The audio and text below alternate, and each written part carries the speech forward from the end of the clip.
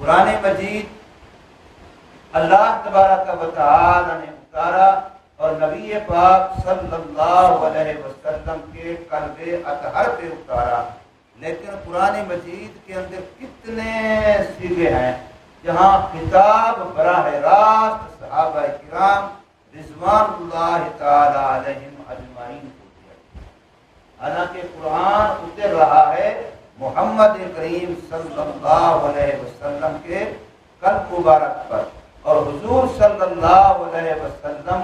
سنا رہے ہیں صحابہ کرام رضوان اللہ تعالی علیہم اجمعین کو، ان کو تعلیم دے رہے ہیں، ان کو الفاظ بھی سنا رہے ہیں، عمل بھی بتا رہے ہیں، لیکن اللہ پاک خطاب انہیں صحابہ کرام رضوان اللہ تعالی علیہم اجمعین کو فرما رہے ہیں۔ اور پھر حضور صلی اللہ علیہ وسلم کی اس شاگردوں کی جماعت کی اللہ تبارک و تعالی کی نگاہ میں اتنی وقعت ہے کہ انسانیت کے جتنے اوصاف کمال ہیں، انسانیت کے لیے جو وصف عزت کا باعث ہے، فخر کا باعث ہے، کامیابی کا باعث ہے، جس پر انسان کہہ سکتا ہے کہ یہ صفت ایسی ہے جو کامیابی کی علامت ہے، یہ صفت ایسی ہے جو عزت و اعزاز و اکرام کی علامت ہے، یہ صفت قابل فخر ہے، وہ ساری صفتیں ایک ایک کر کے اللہ پاک نے نبی پاک صلی اللہ علیہ وسلم کے صحابہ کے لیے گن گن کے بتائی۔ اولئک هم الراشدون، اولئک هم المؤمنون حقا، اولئک هم المفلحون۔ اور کہیں ان کو سجدے ان کے نقل کیے کہ ان کا سجدہ ایسا کمال والا ہے کہ آنے والی ساری انسانیت ان کے سجدے کی اتباع ہے۔ کہیں ان کے رکوع کا فرمایا کہ وہ رکوع ان کا اتنا کمال والا ایسا اسوہ اور نمونہ ہے کہ قیامت تک آنے والی انسانیت ان کے رکوع کی نقل اتارتی رہے۔ اس طریقے سے ان کی ایک ایک چیز کی ایک تو گارنٹی ہوتی گئی، مہر لگتی گئی تصدیق کی، اور دوسرا ساتھ ساتھ آنے والی قیامت تک کی انسانیت کے لیے وہ نمونہ بنتے چلے گئے۔ اس لیے حضور نبی کریم صلی اللہ علیہ وسلم کے صحابہ کے بارے میں اہل سنت والجماعت کا یہ متفقہ عقیدہ ہے کہ وہ معیار حق ہے، وہ معیار حق ہیں۔ حتیٰ کہ بسا اوقات ایسے بہت سارے مسئلے ہیں دین میں جہاں نبی پاک صلی اللہ علیہ وسلم کی اتباع امت نے نہیں کرنی، امت کو اس میں اتباع نبی صلی اللہ علیہ وسلم سے روکا گیا ہے۔ کئی سارے مسئلے ہیں جن کو ہم حضور صلی اللہ علیہ وسلم کی خصوصیات کہتے ہیں کہ یہ نبی پاک صلی اللہ علیہ وسلم کا خاصہ ہے، آپ صلی اللہ علیہ وسلم کی خصوصیت ہے، امت نے اس کی اتباع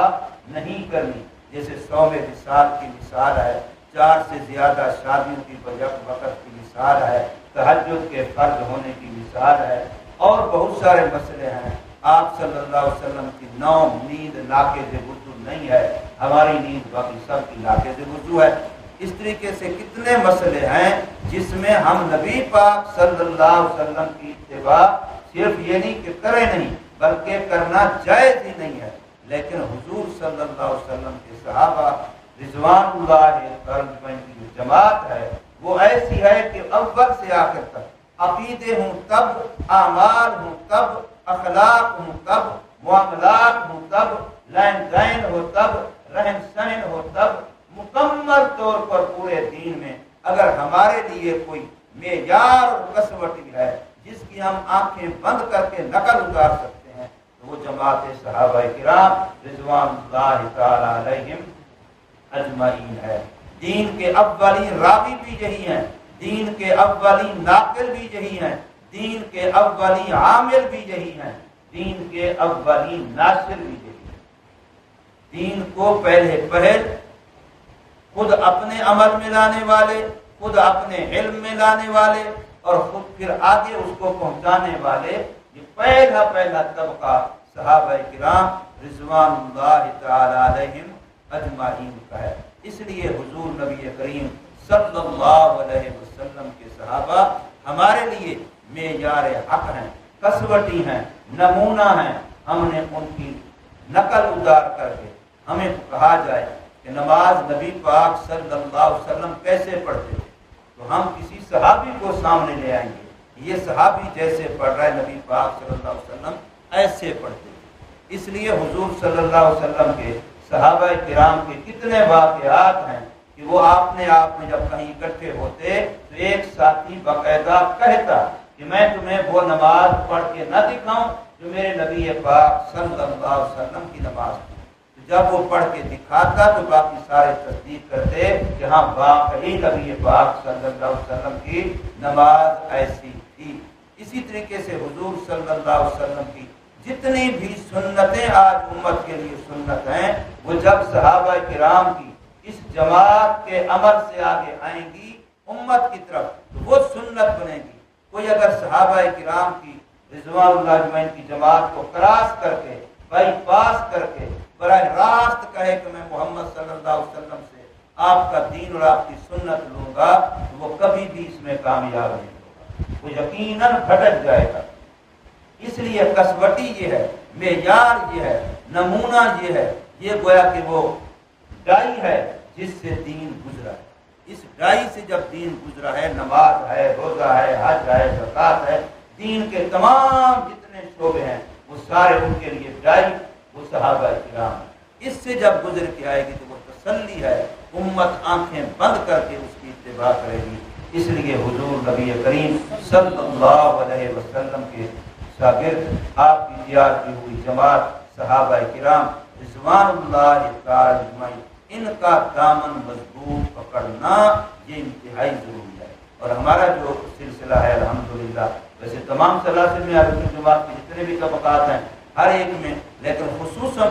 ہمارے سلسلے میں حضور صلی اللہ علیہ وسلم کے صحابہ اور صحابہ میں بھی سرخیل صحابہ حضرت سیدنا صدیق اکبر رضی اللہ تعالی عنہ، اور پھر سب سے بڑی بات کہ اس سلسلے میں سنت سب سے اہم ہے، معیار ہی یہی ہے نبی پاک صلی اللہ علیہ وسلم کی سنت، گویا یہی سب سے بڑی ولایت کی دلیل ہے، سب سے بڑی عظمت کی دلیل ہے، سب سے بڑی محبت الہی کی دلیل ہے، سب سے بڑی نیکی اور بزرگی کی دلیل ہے۔